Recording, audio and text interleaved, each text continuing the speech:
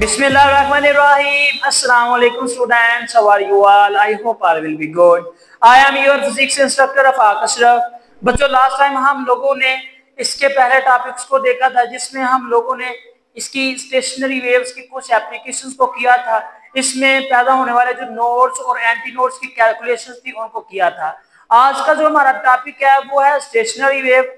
Last time हम लोगों ने stationery waves in stretch strings में 3 केस पढ़े थे जहां पर हम लोगों ने हार्मोनिक क्वांटाइजेशन को देखा था। एक तो हम लोगों ने हार्मोनिक फ्रीक्वेंसीज को फाइंड किया था फॉर nth टर्म्स और एक हम लोगों ने उसकी क्वांटाइजेशन को जांचने की कोशिश की थी। आज के टॉपिक में हम लोग देखेंगे किस तरह से स्टेशनरी वेव्स आर्गन पाइप जिसका वन एंड ओपन और दूसरा क्लोज रखें तो उसके तरीके से जो कैलकुलेशंस होंगी, कौन से पॉइंट्स नोड्स के होंगे, कौन से उसकी हिसाबी शक्ल होगी।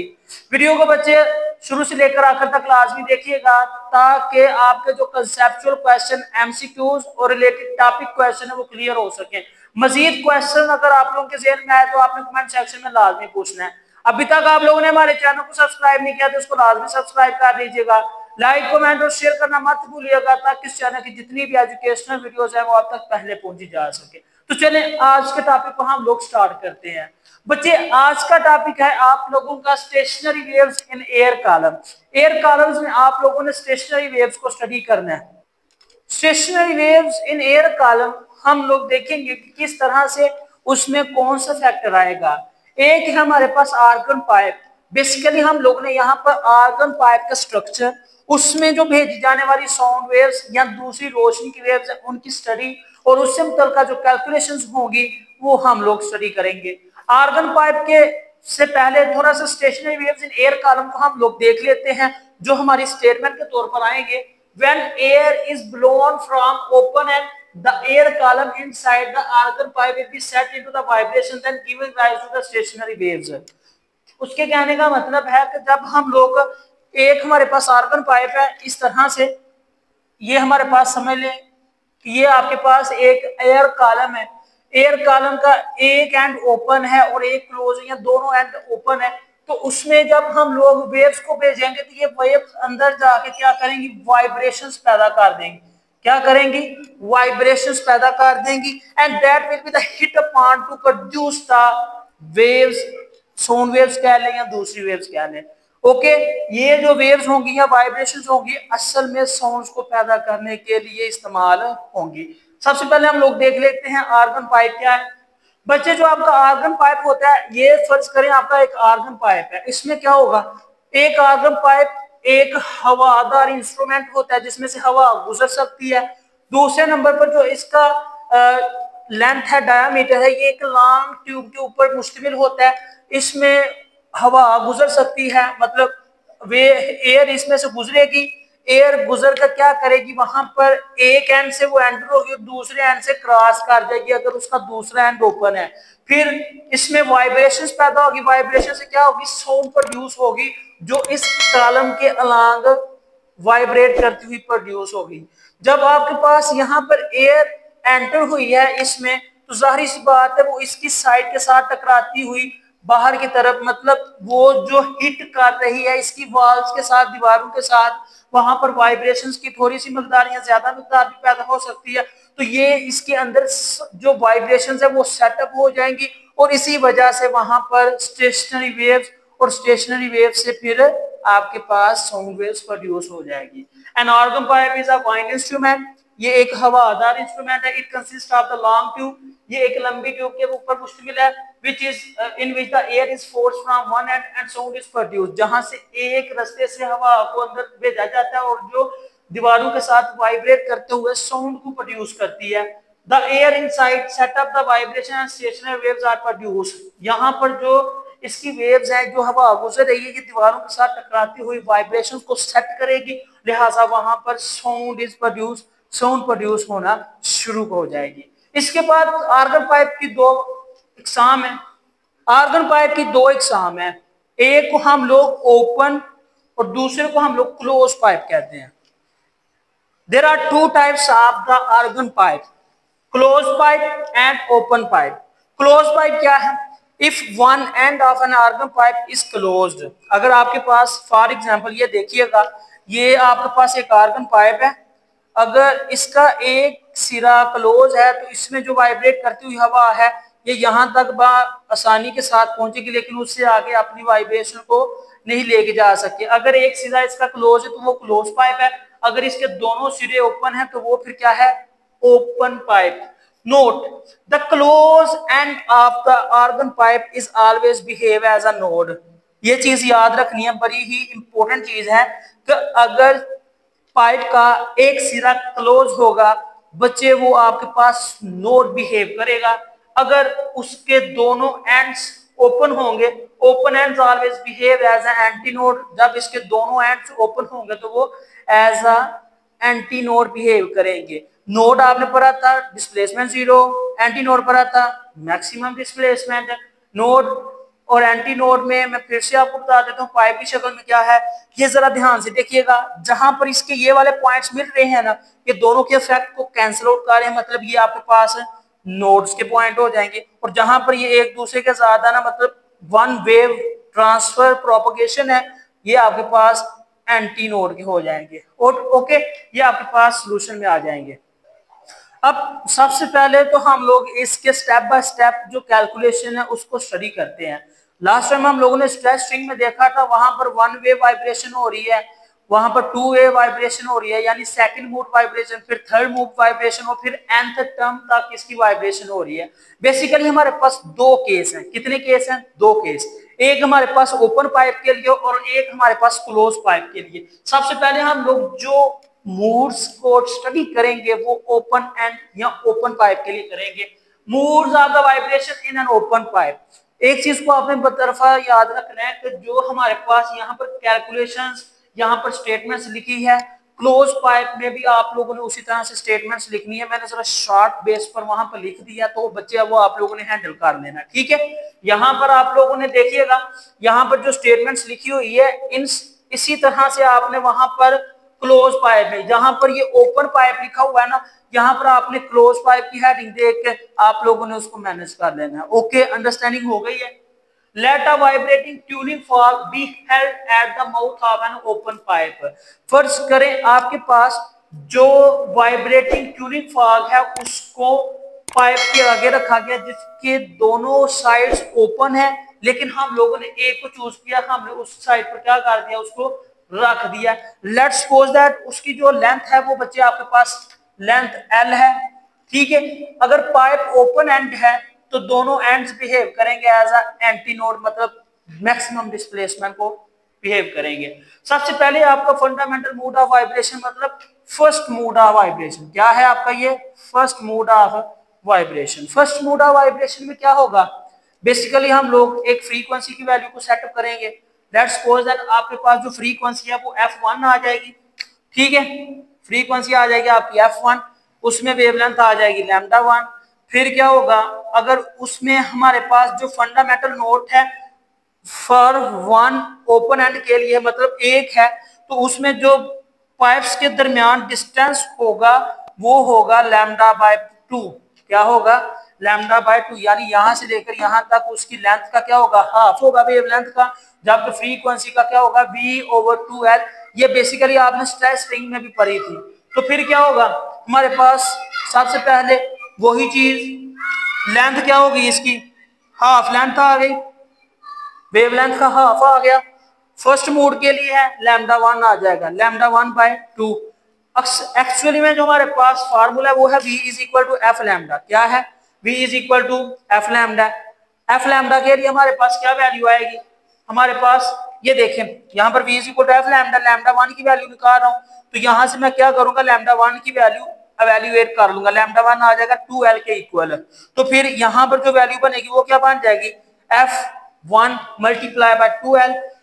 एक्चुअली में हम लोगों ने फ्रीक्वेंसीज मालूम करनी है ओपन एंड की और क्लोज एंड की। ओपन एंड की जो फर्स्ट फ्रीक्वेंसी होगी वो क्या होगी, फ्रीक्वेंसी को बच्चे इधर ही रहने दें, 2l को इधर ले आएंगे तो v के नीचे आके डिवाइड हो जाएगा, तो आपके पास फर्स्ट फ्रीक्वेंसी की वैल्यू क्या बन जाएगी, v/2l। बच्चे इसको अच्छे से याद कर ले, क्योंकि आपके पास जो बेसिकली इक्वेशंस और बेसिकली वैल्यूज चूज होनी है, यही वैल्यूज आपकी चूज होती जानी है और आगे हार्मोनिक फंक्शन चलता जाएगा।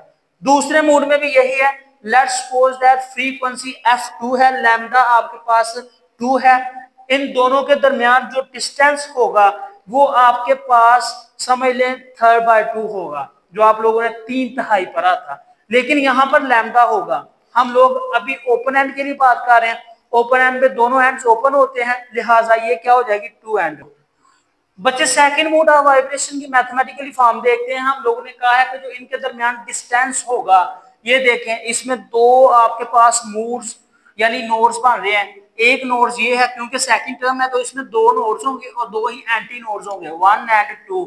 ये उसके पास वेव्स की जो प्रोपगेशन है वो चल रही है। हमारे पास जो लेंथ होगी वो बच्ची होगी 2, दूसरी लेंथ है हाफ का 2 लैम्डा बाय 2, तो f2 किसके बराबर आ जाएगा v/2l, वो भी v/2l के इक्वल होगा।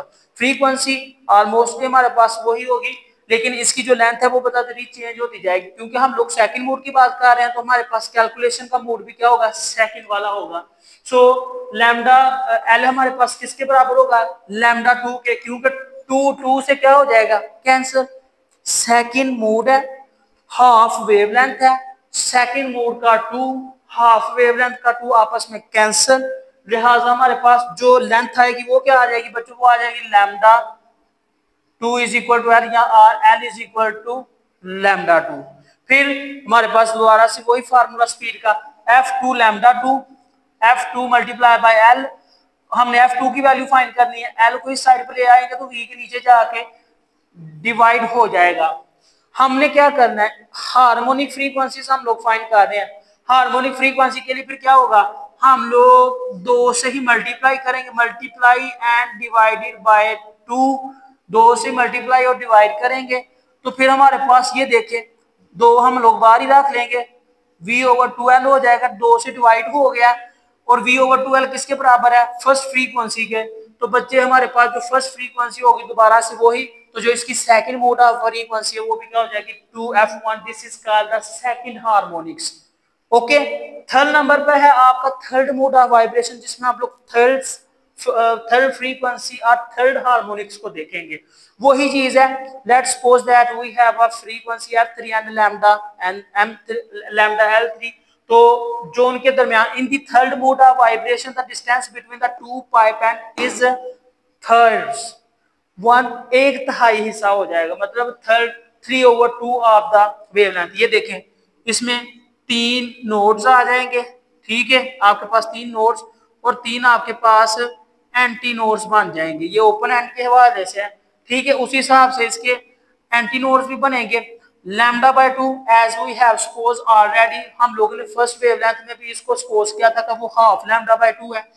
तीसरे नंबर की बात हो रही है तो ये तीसरा आ गया, तो जो थर्ड फ्रीक्वेंसी होगी वो 3 बार और साथ में फ्रीक्वेंसी 1 f1 का फ्रीक्वेंसी यानी हार्मोनिक फ्रीक्वेंसी, लिहाजा एल इसकी लेंथ फिर किसके बराबर आ जाएगी 3/2 लैम्डा 3 और लैम्डा 3 इधर ही रहने देंगे, 2 इधर जाकर मल्टीप्लाई और 3 डिवाइड हो जाएगा 2/3 एल। अब हम लोग दोबारा से फार्मूला यहाँ पर इस्तेमाल करेंगे v is equal to F lambda, third frequency के लिए एफ लैम्डा यूज करेंगे तो क्या होगा f3 लैम्डा 3, यहाँ पर हम लोग ये देखें f3 बन जाएगा, लैम्डा 3 की वैल्यू क्या थी 2/3 है, यहाँ पर पुट कर दी है। मजीद इसको सॉल्व करेंगे तो हम लोगों ने f3 की वैल्यू फाइंड करनी है, f3 को इधर ही रहने दे, ये हमारे पास 2/3l है, दूसरी साइड पर लेके जाएंगे तो ये 3/2l बन जाएगा। इस तरह से ये देखें 3/2l, इधर v था, v ऊपर आ गया, यहाँ से 3 कॉमन लिया तो ये बन गया v/2l। v/2l आप लोग जानते हैं किसके बराबर है f1 के, that's will be the known as the third harmonics.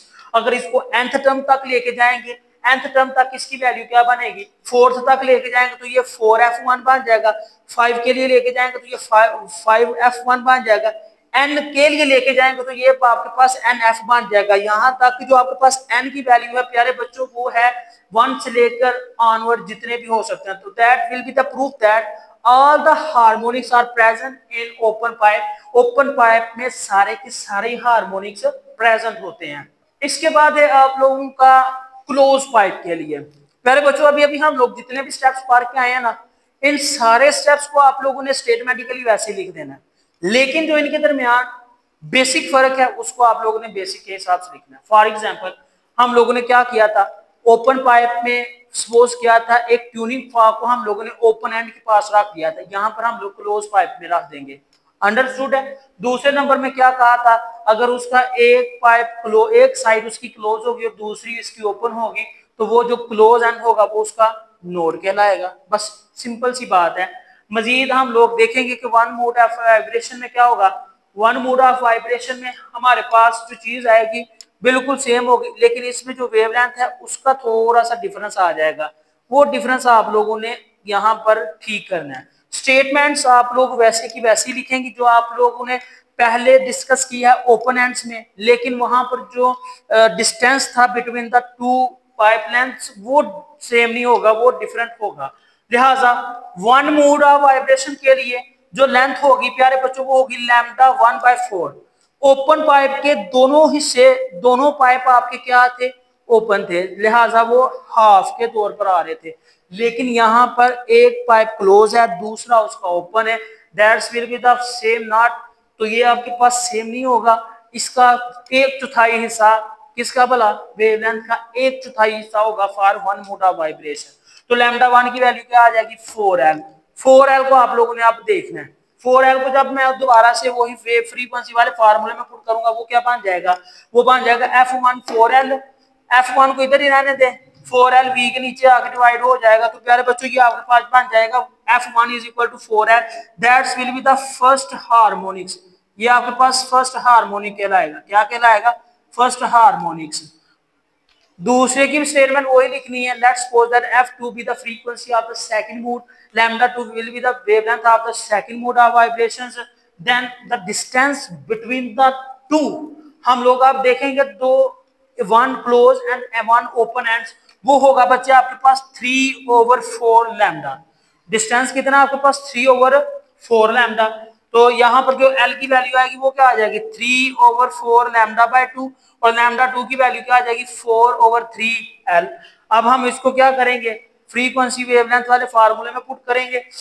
ये देखें F2 लैम्डा/2, तो फिर क्या हो जाएगा, लैम्डा 2 की वैल्यू है 4L/3।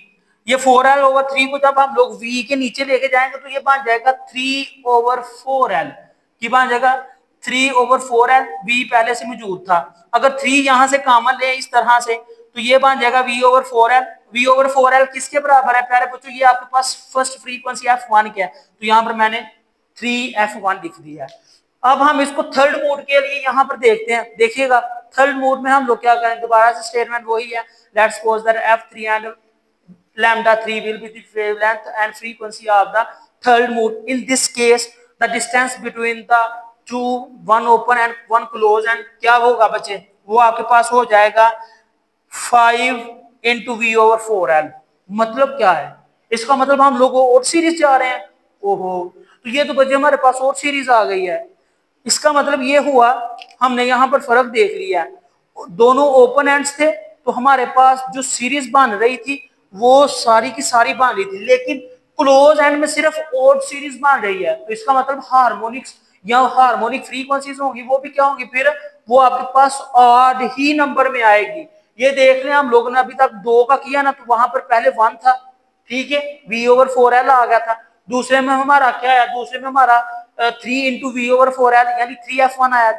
तीसरे में देखेगा 5F1 आएगा। ये देखें सारी वैल्यूज को उसी तरह से पुट किया उसको लाइट करके, तो ये आ गया आपके पास 5F1। इसका मतलब अगर हम लोग nth टर्म तक जाएंगे ना तो हमारे पास जस्ट ओड सीरीज बनेगी।